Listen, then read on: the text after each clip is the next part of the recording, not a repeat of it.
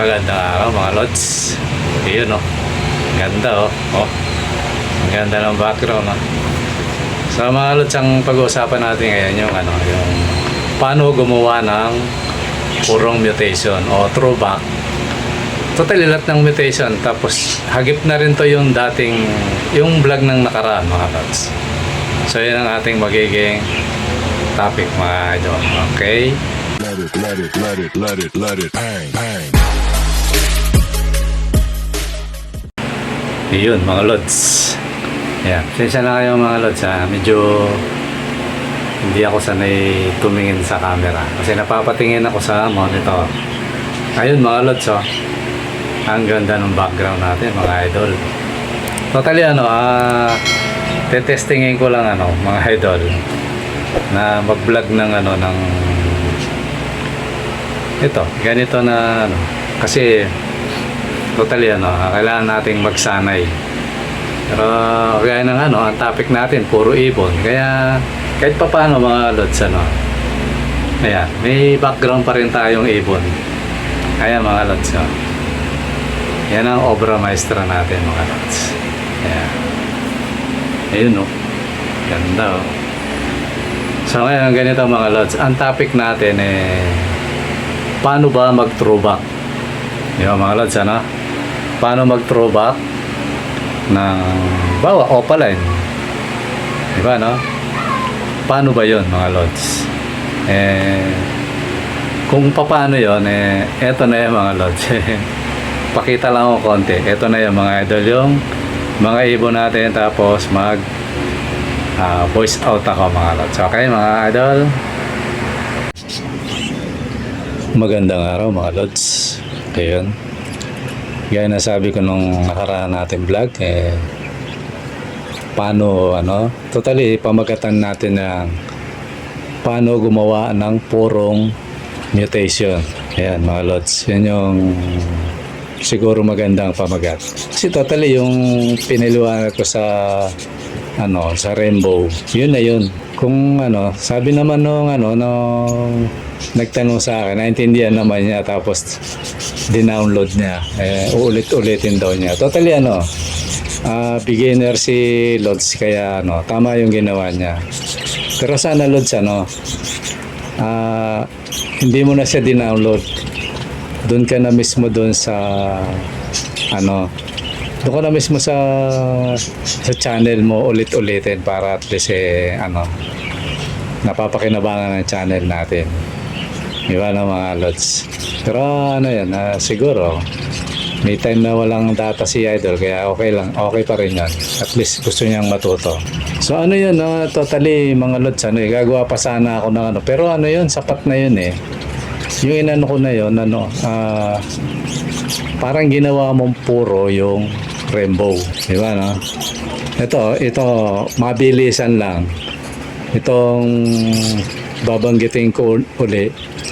Ganito yan parang parang i-revisa lang natin uli ito mas mabilis na para maintindihan. Gagawa ka ng rainbow. Ito male yellow face, di ba paano gumawa ng rainbow? Yan yung male yung yellow face opaline blue, tapos yung female clear wing blue. Yan, pagparisin mo yan, tapos ang magiging resulta sa mga inakay nila, yung male o cock yellow face blue. Yan ang lalabas, tapos split to clear wing and opa. Tapos yung female naman, ang kalalabasan niya female yellow face opaline split to clear wing. Yan ang kalalabasan ng female yellow face opaline split to clear wing. So yun ang magiging anak. Tapos magpares ka uli. Eto totally pwedeng dyan ka kumuha sa kanila kasi hindi naman yun kaya sa nanay balik mo ganon. Ito yun, i-pair mo uli yung anak niya na male yellow face, sabihin yung yung cock yellow face, tapos split to clear wing and opa. Tapos female clear wing blue, pwedeng ibalik sa nanay. Yan, kasi female clearwing blue to eh. Oh, yan ang pangalawang step. Male yellow face, split clearwing and OPA. Tapos female clearwing blue. O pwedeng ibalik sa nanay. Yan. Pagparesin mo yan. Tapos, yung resulta niya, ang female 25% rainbow na. Ito mo, ang bilis, di ba? No?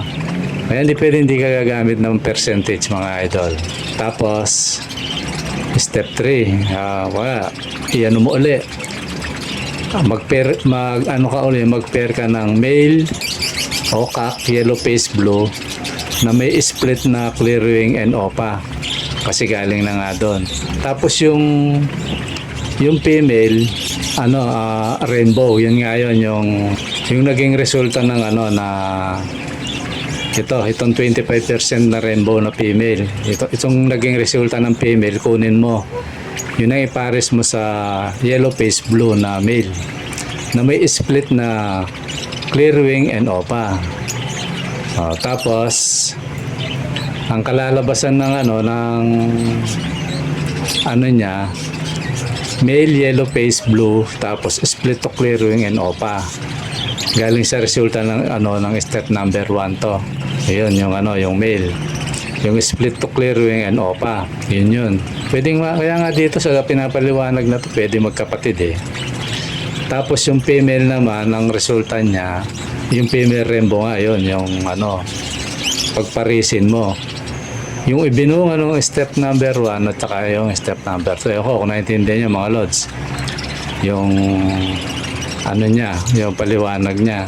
So ang resulta, pag pinagbangga mo yan, eto na, male na 25% rainbow, female 25% rainbow. Yan.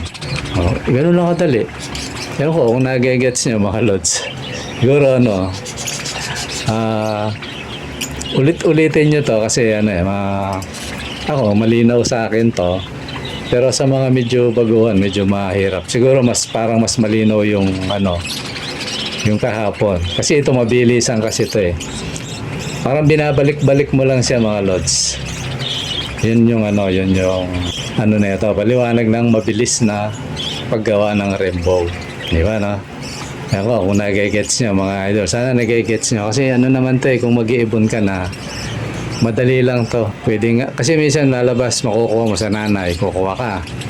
Yung kagaya nung lumabas 25% rainbow sa step 2, tapos yung isa sa step 1, yung male. Kasi yan mga lods minsan, hindi siya hindi mo makukuha. Kailangan mo ng ibangga uli para lumabas yung isa pang kailangan mo ipares. Kaya kung wala kang pares, kasi dito ang binabanggit naman isang version na doon ka kukuha ng paparisan mo. Hindi ka lalabas. Pupunta ka lang sa nanay o kaya sa tatay, ganun, tapos magkapatid. So ito yung labas.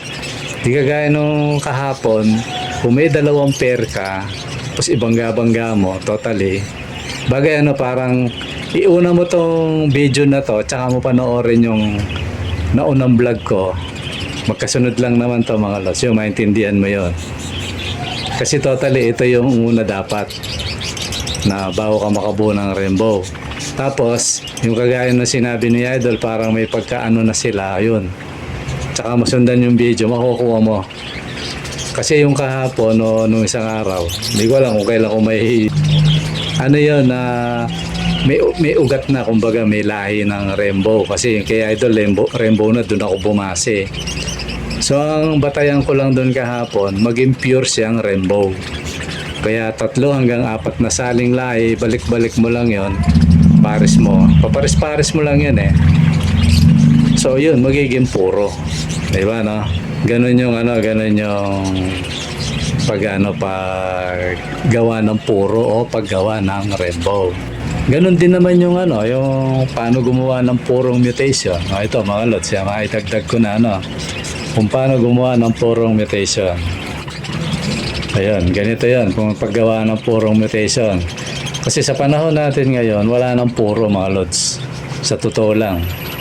Ayun, kagaya ng vlog ko nung nakaraan na yun mo, normal. Tapos Japanese rainbow, kung ano-ano binuga, di ba, no? May lutino, merong normal, merong ano, yan ko baka parang opaline. Hindi pwedeng wala sa ano Hindi pwedeng wala sa nanay yun o sa hen. Sigurado mo meron yun minsan. Di ibig sabihin, iba-iba. Paano naman mag-throwback o gumawa ng purong mutation? Di ba mga lods? Ganito lang kasimple. Pumili na kayo ng mutation kasi nanggaling lang naman yung dominant na yan. Yung lahat ng yan, yung lahat ng mga yung mga na yan, galing yan sa opaline, sa normal. Paano makagawa ng purong normal o purong opaline? Dito tayo sa opaline na lang. Kasi yung normal, masyado ng basic yun Hindi masyadong pinagtutuunan ng pansin yun. Ito yun, dito tayo sa normal. Ay sa opaline. Paano gumawa ng purong opaline? Di ba, no? Kasi yung mga mag-iibon ngayon, lingit sa kanila, talagang wala ng puro. Maliban na lang kung mag-iibon ka na mapanatili mo yung mga ibon mo na puro sila, di ba, no? Kaya nga yung iba, ginagawa nila, yung lutino nila, puro lutino yun. Hindi sila nagbe-breed ng ibang kaya ang buga nun, puro lutino. Minsan mo, white lutino, yellow lutino, ganon. Tapos yung iba na nagbe-breed sila, puro rainbow, kaya ang buga ng nila, puro rainbow. So ngayon, paano gumawa ng mga ganon, mga lods? Dito na lang tayo sa palasak, yung opaline. So ganito, para makagawa ka ng purong opaline, kahit anong gusto mo, purong mutation na pag binuga talaga, yun ang ibubuga. Kumbaga majority, kung 5 yung itlog niya o 6, di ba? Kasi hanggang 8 yan Totally ako na-reach ko yun hanggang 10 na nakapisa, tapos nabuhay siyam, ganun. Nakuha ko yun, mga lods. So dito tayo sa basic, sa pinaka makatotohanan sa 6. Yan, laging common yan, 6, 5. Yan, dito tayo sa 6, gumit na tayo. Halimbawa, ganito, gagawa tayo ng puro talagang opaline. Ganito gawin nyo, mga lods. Di ba sigurado may opaline ka? Kaya magkapatid dyan kumuha ka ng opaline. Siguro mas maganda yung hindi na magkapatid para walang issue. Kumuha ka ng 2 opaline. Bahala ka na kung anong klaseng opaline niya, kung blue ba yan o basta opaline. Kasi may opaline na clear wing, meron namang hindi. May pagka-dilute. Depende na sa'yo, mga lods. So di nakakuha ka na kahit anong klase pang mutation niya. Pero sa opaline tayo, halimbawa. So kuha ka ng opaline, kahit anong kulay pa yung pinaris mo na yan, mas maganda nga kung gusto nyo talaga makakuha ang puro, yung talagang solid na yun ang ibubuga. Kasi ito, project ng parang, kumbaga, naikot mo na yung pag-ibon ngayon, magto-throwback ka. Ito yun. Bawa, green series na, na opaline. Hindi 2 opaline, hen at saka kak. I-breed mo yun, mga lods. Binread mo. Sa madaling salita, kung siya, mag-iinakay yan, di ba? Panigurado may lalaki at babae dyan. Di ba, na? So, ang gawin mo, yung mga anak nila, nasa sayo na. Kung gusto mo iparis na magkapatid, o ibalik mo sa nanay o sa tatay. Di ba, na? Para mas maganda. Huwag ka nang lalabas. So, halimbawa, binalik mo sa tatay o sa nanay. Siyempre, bimuilang ka na ng buwan nun. Almost 1 year yun, mga lot. So, kada bugan yan, kada mutation, 1 year. So, pinalaki mo yun, hanggang sa binalik mo sa nanay o sa tatay, kung ano man yung ipapares mo ulit. So, maglilimlim ngayon. Halimbawa, ibinalik mo sa nanay, eto na yung anak, Bagamat opaline yung nanay, binalik mo sa kanyang ina o sa tatay niya. Mas maganda siguro sa nanay na lang para madaling sabihin sanay na kahit saan naman yan, mga lods So nung nagbugaw yung nanay, nanay ang pinarisan mo, di medyo nahugasan na yun, di ba, Kumbaga, 2 opaline, yun yung step na pair up. Ang naging resulta anak, tapos ipinaris mo sa nanay o sa tatay. So nung nagbuga yon, totally naging ano na siya, second generation na yon mga lods. Di ba no? Pangalawang henerasyon na yon kung tutuusin. So ngayon, ang gawin mo, pag na lumaki yung mga inakay na yon, kumuha ka ng pares dun sa mga parang tsuhin nila. Pero kalahin na nila yung kapatid o tsuhin nila yan. Doon ka na kumuha para ano na, mahugasan yung sa nanay. Di ba, no? Kasi panigurado, pag hindi puro yung ibon mo, may makukuha pa ibang lahi yan. Kaya totally sasalain mo yan kung alin yung babae at lalaking opaline dyan. So ngayon, pag maswerte ka, kung wala na lumabas, ano? Ngayon, pag yung inakay na yon, yung unang buga sa unang pair mo at saka itong pangalawang buga sa nanay, doon ka kumuha ngayon ng pampapares mo. Di ba, no? Ipinaris mo. O kaya doon na mismo sa si pangit pag ano, ay tanggapin na ito, pero ano, kung ako yun, doon na mismo sa magkapatid Pero kung ano, doon din sa unang step, pwede rin yun. Di pinaris mo uli. Totally, opaline na yun Opaline na binuga ng pangalawa sa nanay na galing, kumbaga, piner mo yung nanay sa anak. Di pangalawang ano na yun di ba, no? Pangalawang henerasyon na. So ngayon, pag itong pangalawang henerasyon tsaka yung unang henerasyon na binuga, pinag-pair mo, pag nagbuga yun yung third generation na, kumbaga, tatlong henerasyon na. Bagamat, meron pa ring kumukonekta sa nanay, pero lumalabnaw na yun mga lods. Kung may lahi mang iba yung nanay, nawawala na yon. So may possible sa step 3 pa lang halos minsan nga solid na yan opaline Kaya lang hindi ibig sabihin puro opaline na yan sa tuwing mga bubuga yung mga yan wala nang hindi, meron pa rin maglalabas yan. So ngayon yung pang third generation na yun mga lods, ipares mo uli di ba, ng anak, third generation ng anak, yung magiging fourth generation na yung umanak, ipares mo sa third generation hanggang maging 4 na saling lahi na. Ayun, sigurado yan mga lods, na yan. Magiging puro na yung yung mga opaline mo na ibig ko lang sabihin dito, halimbawa, itong pang-4 o hanggang pang-5 kung gusto mo pa, totally yan, taon ang binibilang yan lods, taon yan, kaya matagal din mag-project kala nyo. So ibig sabihin sa haba ng panahon na yun na inaanak niya yan, kumbaga nahuhugasan siya, bumabalik siya kasi marami ng lahi, di ba? Naging purong opaline na yan. So ngayon, hanggang sa pang-5 henerasyon, ayan na, yan na yung pinaka-solid na opaline, di ba? Minsan nasa 10% na lang na magbuga ng ibang mutation yan. Totally opaline na yan. So ngayon, kung magpa-project ka magpapares ka ng opaline at saka ng ibang gusto mong mutational na siya, alam mo yung resulta kasi purong opaline itong mo na pinarisan mo. So ganun lang magbalik sa kumbaga yung tinatawag na i-throwback mo siya, ibalik mo dun sa talagang lahi niya na opaline. Kasi sa panahon ngayon mga lods, wala nang purong opaline, kaya minsan nagtataka ka sa akin, tingnan mo normal nagbuga ng dilaw although yung cock doon yung normal, yung Japanese rainbow, yung hen, yun ang binuga niya. Kaya parang ang hirap mag-project pag ganon, kasi iba yung binubuga matagal. Ngayon pag medyo mga solid yun, purong lutino yung pinroject mo, talagang lutino yung kalalabasan nun, hindi yung bubuga ng iba. So ganon lang mag-throwback mga lods. Ganon din yung paggawa ng rainbow. Ayan, itong binanggit ko kanina, yun yung step na una. Tapos, tsaka mo pakinggan yung binlag ko nung nakaraan. Itong kasunod na vlog na to. Yung nauna dito. Maintindihan mo siya. Kasi yung kahapon na yun dumipende na ako kasi tanong nung ka-idol natin yun. Doon na ako dumipende, kaya nga may letra ako nilagay. Pinagbatayan na natin yung niya, yung rainbow niya, kung doon na siya mag-uumpisa, tapos siya, pero mas maganda talaga 2 pares mga lods para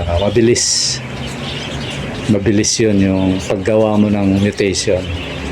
So ganun lang, kahit anong mutation mga lods, Kung gusto mong mabilis, wag isa lang kasi matagal yun. Kailangan laging 2 pares o 3. Yung iba nga 4 eh. Misa kasi pag unang bugay, walang umaano doon eh. Parang hindi maganda pa, kaya maganda marami. So makakapamili ka ng mga kulay nila na i-prepare mo. So gano'n lang mga lods, parang ni-recap ko lang yung ano na yan, yung siguro pamagat nito, paano gumawa ng purong mutation o throwback, yun, parang gano'n. Mga lods, yun lang, sinundot ko lang yung ano, yung kahapon.